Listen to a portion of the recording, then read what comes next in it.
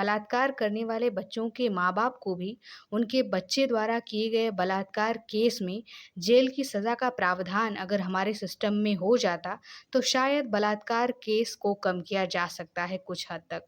और इसी थीम पर बनी यूफ़ोरिया की स्टोरी आपको शायद पसंद आए। चैत्रा, जो कि एक ब्राइट स्टूडेंट थी और सिविल की तैयारी करना चाहती थी, एक दिन उसकी एक दोस्त उसे यूफ़ोरिया नाइट पार्टी में आने को बोलती है, जो कि अंडर 17 के लिए ऑर्गेनाइज्ड थी, जो एक नॉर्मल पार्टी थी जहां अल्कोहल एटसेट्रा अलाउड नहीं था। चैत्रा को वहां जाने का मन नहीं था, पर उसके पेरेंट्स ने उसे इंसिस्ट किया कि बेटा, हमेशा पढ़ते रहना भी दिमाग के लिए अच्छा नहीं होता है, थोड़ा चिल भी लाइफ में ज़रूरी होता है। आगे बढ़ने से पहले एक बात ये कि आप कहेंगे कि लड़कों के माँ-बाप को सज़ा क्यों होनी चाहिए? क्या उन्होंने कहा था अपने लड़कों से? तो मूवी में आपको पता चलेगा कि मैं ऐसा क्यों कह रही हूँ। और दूसरी बात ये है कि जब किसी लड़की का बलात्कार होता है, तो क्या उसके माँ-बाप की भी उसमें गलती होती है कि वो सारी बेइज़्ज़ती, सारी ज़िल्लत झेलते हैं? अगर लड़की के माँ-बाप की कोई गलती नहीं है, बिना गलती के वो सारी सज़ाएँ भुगतते हैं, तो फिर लड़के के माँ-बाप को भी भुगतना ही पड़ेगा, क्योंकि उनकी परवरिश कहाँ गई है, वो अपने बच्चों को ऐसी परवरिश क्यों नहीं दे पा रहे हैं जो एक लड़की की इज़्ज़त कर सके। चलते हैं मूवी पर। चैत्रा जब पार्टी में अपनी फ्रेंड दीप्ति के साथ बैठी होती है, तो उसके पास 3 लड़के आके बैठते हैं, जिसमें से एक लड़का अपना इंट्रोडक्शन विकास नाम से करवाता है और बताता है कि वो विकास पब्लिक स्कूल से है। फिर पार्टी-वार्टी होती है, गाने, डांस वगैरह सब होता है। जब पार्टी खत्म होती है, तो चैत्रा पार्टी के बाहर अपने डैड का इंतज़ार कर रही थी, तभी विकास आता है, उसे ड्रॉप करने की ऑफ़र करता है। फिर चैत्रा उसे थोड़ा बहुत मना करने के बाद मान जाती है कि चलो ठीक है, क्योंकि उसका पार्टी में उससे परिचय हो गया था और वो उसकी गाड़ी में बैठ के चली जाती है। विकास की गाड़ी में उसके 2 फ्रेंड्स भी ऑलरेडी थे। फिर आगे चल के विकास एक बेकरी शॉप से केक लेता है और चैत्रा को बताता है कि उसकी गाड़ी खराब हो गई है, इसलिए उसका दूसरा दोस्त गाड़ी लेके आ रहा है, तो हम उस गाड़ी से चलेंगे। उस गाड़ी में उसके 2 दोस्त आते हैं, यानी कुल मिला के 5 लोग। फिर उस गाड़ी में विकास चैत्रा को वो केक खिलाता है और वो केक खाने के बाद चैत्रा बेहोश हो जाती है। फिर उसके बाद उन सभी लोगों ने मिल के छात्रा का बलात्कार किया। छात्रा नशे की हालत में थी, फिर भी वो बहुत रोकने की कोशिश कर रही थी। घर पहुंचकर छात्रा अपने आप को कमरे में बंद कर लेती है। जब वो वॉशरूम में जाती है, तो उसे हैवी ब्लीडिंग भी होने लगती है। 1-2 दिन बाद छात्रा अपने पेरेंट्स के पास आती है और सारी बातें बताती है। वो अपने पेरेंट्स से सब कुछ खुल करके बताती है। वो ऐसा इसलिए कर पाती है क्योंकि उसके पेरेंट्स बहुत सपोर्टिव इन नेचर थे और फ्रेंडली भी थे। सब कुछ जानने के बाद छात्रा की माँ कहती है कि हम हॉस्पिटल जाएंगे और गायनी से मिलेंगे। तो छात्रा कहती है कि नहीं, पहले हम पुलिस स्टेशन जाएंगे और एफआईआर दर्ज करवाएंगे, क्योंकि इसमें हमारी कोई गलती नहीं है। छात्रा के पापा उसके बात को अग्री करते हैं और वो पुलिस स्टेशन जाते हैं, जहाँ पे एफआईआर लॉन्च कर ली जाती है। उधर विकास का एक दोस्त उस दिन की वीडियो जो उन्होंने शूट कर रखी थी, उसे इंस्टाग्राम पे डाल दिया था, पर कुछ टाइम बाद उसने डिलीट भी कर दिया था। केस की इन्वेस्टिगेशन शुरू होती है और सीसीटीवी कैमरा और बहुत सारे प्रूफ्स के साथ सारे 5 लोगों का नाम सामने आ जाता है, जो कि बहुत बड़े-बड़े घर के बच्चे थे। जिसमें से फोकस जाता है विकास पर, जो कि विकास पब्लिक स्कूल के ओनर और मालकिन का बेटा था। विकास की माँ उस स्कूल की हेड थी और प्रिंसिपल भी थी। विकास की माँ सोशल इन नेचर थी, बहुत सारे मुद्दों पे उन्होंने अपनी आवाज़ उठाई थी और इससे पहले भी एक केस हुआ था जिसमें उन्होंने कैंडल मार्च निकाली थी और जो गुनहगार था उसे सज़ा दिलाई थी। क्योंकि ये केस पॉक्सो एक्ट के अंदर आ रहा था, इसलिए अपराधियों का नाम और जिसके साथ बलात्कार हुआ था उसका नाम पब्लिक डोमेन में नहीं लाना था। इसलिए पुलिस ने इस बार काम किया। उन्होंने ये फैसला किया कि हम उन अपराधियों का नाम तो बाहर नहीं लाएंगे, लेकिन उन अपराधियों के पेरेंट्स का नाम पब्लिक डोमेन में रखेंगे। और सारे 5 लोगों के जो मम्मी पापा थे, उनके नाम पब्लिक डोमेन में स्टार्ट हो गए आना न्यूज़ चैनल के ज़रिए। हर जगह अफरा-तफरी मच गई, पुलिस वालों के ऊपर भी ब्लेम किया जाने लगा कि आप माँ-बाप का नाम क्यों इस तरीके से उछाल रहे हैं। और केस की तरह इस केस को भी दबाने की कोशिश की गई हर तरीके से, पर पुलिस ने अपना काम बड़े ईमानदारी से किया और सभी लोगों को सज़ा हुई और छात्रा को न्याय मिला इस केस में।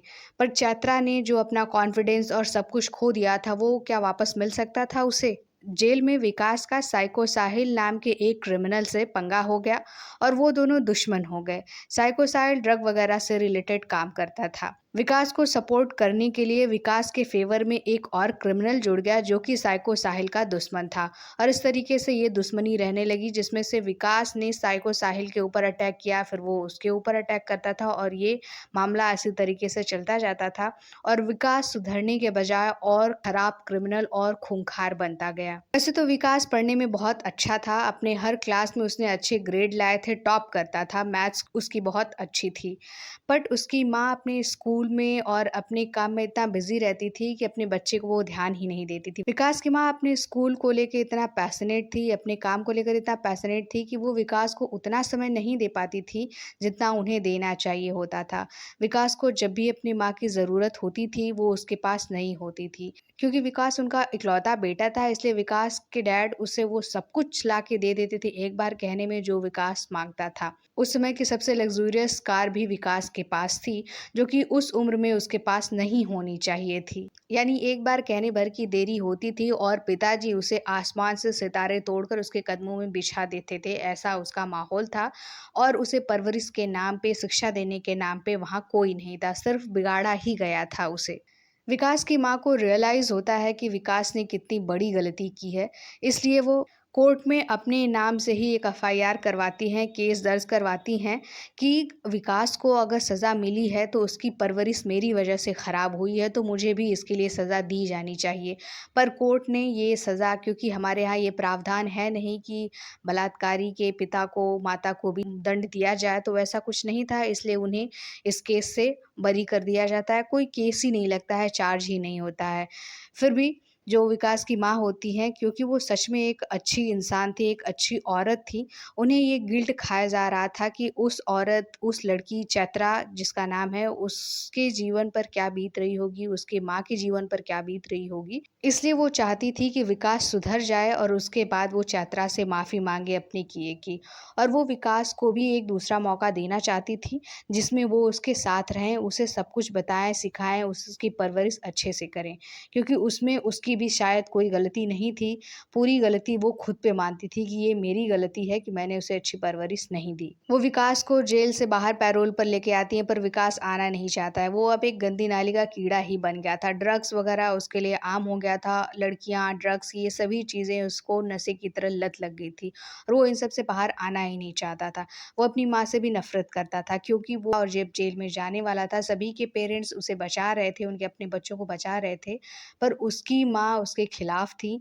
और जो फाइनल प्रूफ दिया गया था जिसकी वजह से ये केस साबित हो पाया था, वो थी विकास की माँ। क्योंकि विकास ने जिस फ़ोन से वीडियो रिकॉर्ड किया था उसे फ्लश कर दिया था, क्योंकि विकास की माँ ने ही ड्रेनेज सिस्टम को खुलवा करके वो मोबाइल वहाँ से निकलवाया था और उसे पुलिस को हैंडओवर किया था, जो कि कोर्ट में पहुंचा था एज एविडेंस। और विकास और उसके पांचों दोस्त उस वीडियो में दिखे और ये केस फाइनल हो पाया। वरना कोर्ट केस का तो आप जानते ही हैं, किसी न किसी तरह तिकड़म लगा करके केस को रफा दफा करने की कोशिश की जा रही थी, क्योंकि लड़की उतना पावरफुल नहीं थी, लेकिन जो पांचों लड़के थे वो बहुत ही पावरफुल फैमिली से थे। विकास की माँ बहुत कोशिश करती हैं पर विकास पढ़ने आ ही नहीं रहा था। वो जेई एडवांस कुछ इस तरीके का करके उसे एग्जाम देना था पर वो चाहता ही नहीं था। उसके बाद से विकास की माँ कहती हैं कि कोई बात नहीं, फिर वो भी शराब वगैरह पीने लगती हैं कि अब मैं भी ऐसे ही रहूंगी, तुम्हारी तरह जिंदगी जीऊंगी।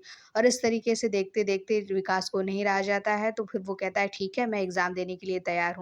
पर वो पढ़ाई करता है और एग्ज़ाम के दिन उसे पता चलता है कि ये सभी चीज़ें उसकी माँ ने ही की थी और जो सबूत दिया गया था उसकी माँ ने दिया था। इसलिए फिर वो गुस्सा हो जाता है और वो एग्ज़ाम देने नहीं जाता है और फिर वो जेल में चला जाने लगता है।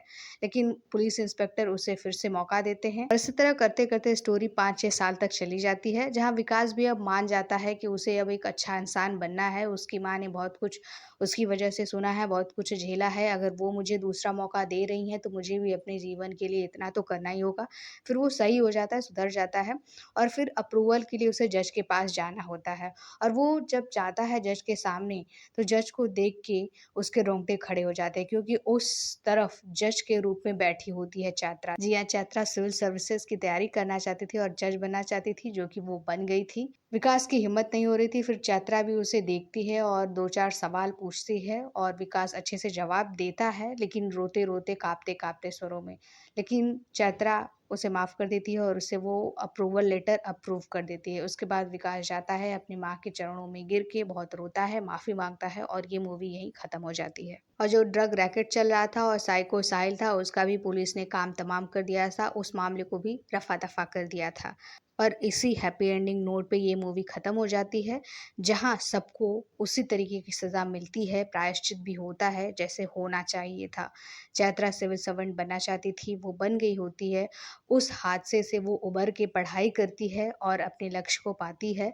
विकास भी सुधर जाता है, लेकिन ये गिल्ट, रिग्रेट और सुधार आता कहाँ से है? क्योंकि विकास की माँ ने ये स्टेप उठाया था कि विकास की परवरिश में गलती मुझसे हुई है, तो सज़ा की हकदार मैं भी हूँ, मुझे भी सज़ा होनी चाहिए। एक छोटी सी रिक्वेस्ट, वैसे तो यूजुअली मैं कहती नहीं हूँ सब्सक्राइब करने के लिए, लेकिन 4000 का वॉच टाइम कंप्लीट हो गया है बट सब्सक्राइबर हुए ही नहीं हैं। इसलिए प्लीज़ हो सके तो 1000 सब्सक्राइबर कंप्लीट करवा दीजिए, उसके बाद सब्सक्राइब करना आपकी मर्ज़ी। शुक्रिया।